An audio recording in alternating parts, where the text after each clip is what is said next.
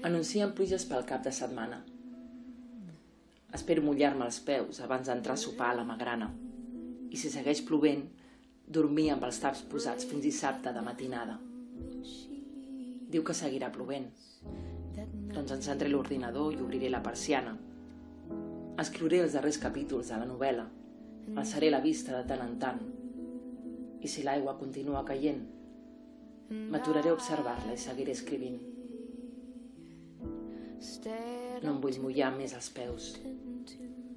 M'ajudaran el gris del cel, i els carrers xops i les rodes dels cotxes fent xic-xic sobre l'asfalt, esquitxant els vianants. A vegades ho ha fet el vent en plena canícula. Els meus dits explicaran la història que vull contar. No és cap desastre, ni la pluja ni la història.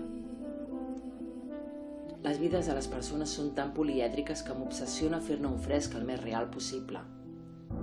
Tant que vull que sigui imperfecte, com ho som nosaltres.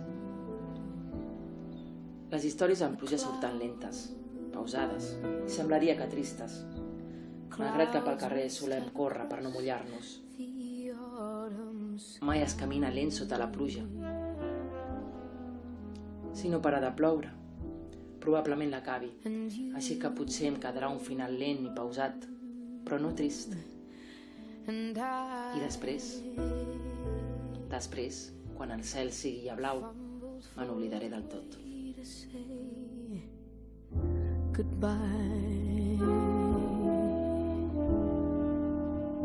Strangers weren't we,